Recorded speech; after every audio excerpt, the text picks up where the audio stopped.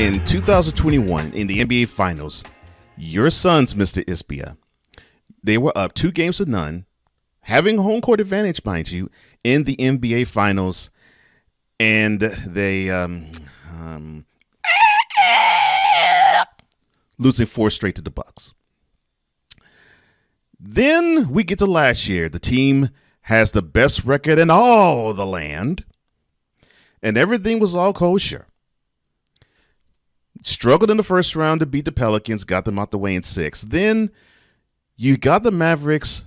You had them down 2-0, and you held serve at home court. Each team won on their home floor for the first 6 games. Then we get to Game 7.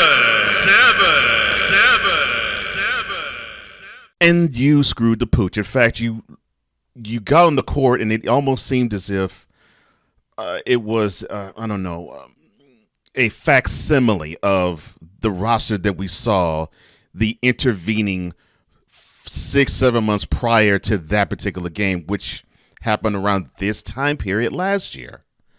Well, around Mother's Day-ish last year. So now, 12 months later, here we are. You already had the embarrassment in, and I think it was, July? I think July, I believe, 2021, because the season started later.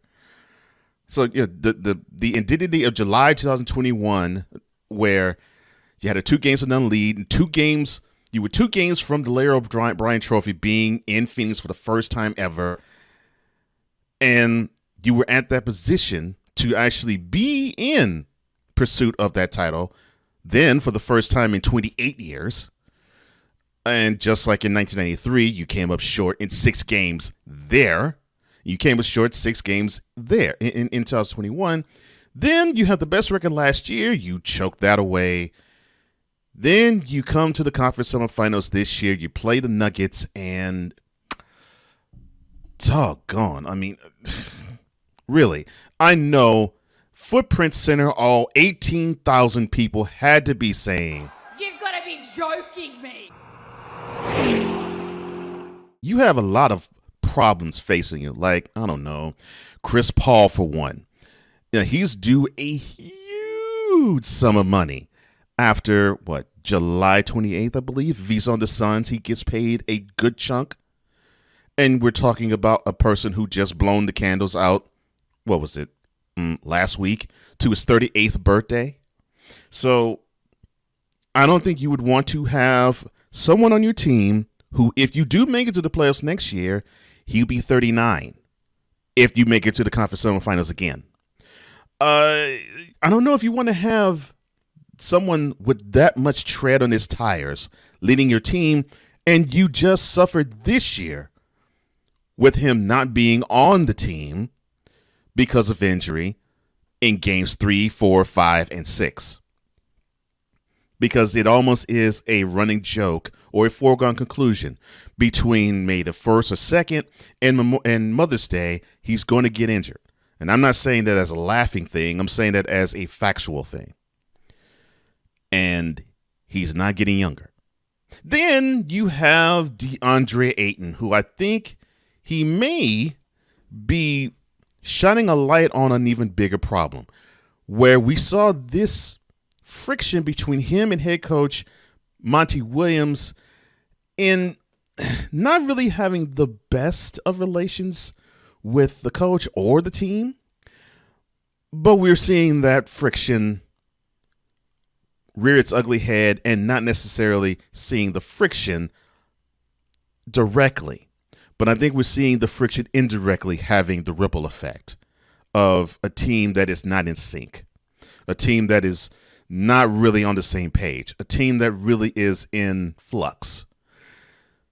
And a guy who he's looking for that big-time payday. He got an extension, but he didn't get the money he wanted because the Suns saw in Ayton a guy who you want to have more potential, you want to see more potential out of him, and he just isn't delivering. And that is problematic all its own. All its own. So now you have a guy who really doesn't want to be on the team, and he now is about to become in his prime in years. And you have a guy who's past his prime who is injury prone. Oh, no, by the way, you dealt your whole bench for a guy who's past his prime, and he now has a little tread on his tires.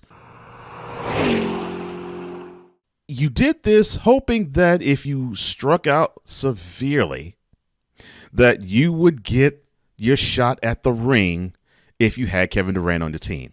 Well, you probably could, but there's one big, huge problem. Okay, so you got the piece. You need other pieces around him. And you can say, well, you got one of the best point guards that's played in today's game. And you have a guy who people consider to be the next one of the 4 or 5 guys who people are calling the next Mamba. And Devin Booker, I'm going to get to him in a second.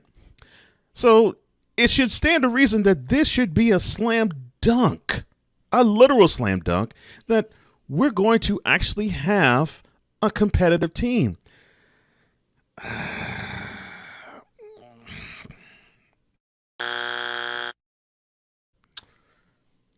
When you need to have your 2 best offensive players score at least 35 each, I would dare say 40 points each, just to stand a chance to be the team that's as deep as the Nuggets, and looks like the Lakers are proven to be just as deep, and the Warriors already are proven just as deep, that is a problem, because that means in any given rotation of the other 8, you got to come up with 8 people.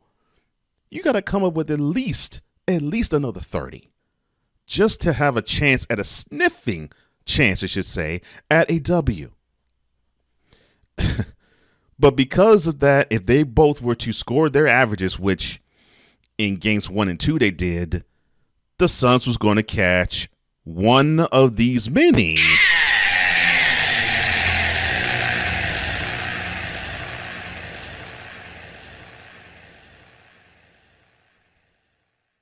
And now it gets to Devin Booker.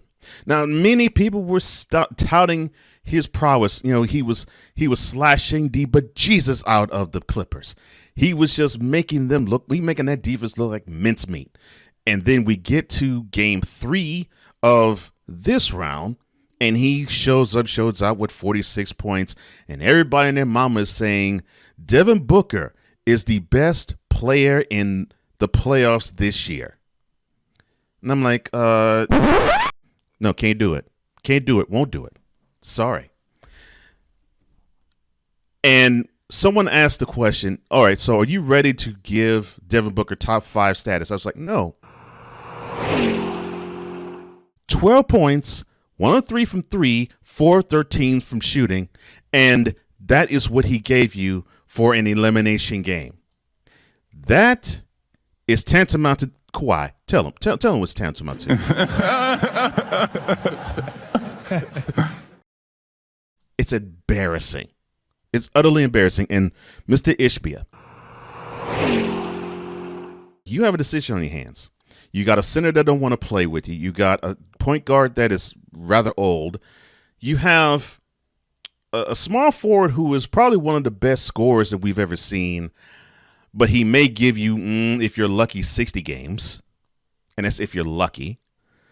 And you have a budding talent who's about to become in his prime that disappears in the biggest moments when the going gets tough and the fire gets its hottest. Until you really right the ship, who is going to think that the Phoenix Suns are going to be worthy of an NBA championship? To watch the full episode, go to the Cole Sportz YouTube channel. That's Cole Sportz with a Z. I said Cole Sportz!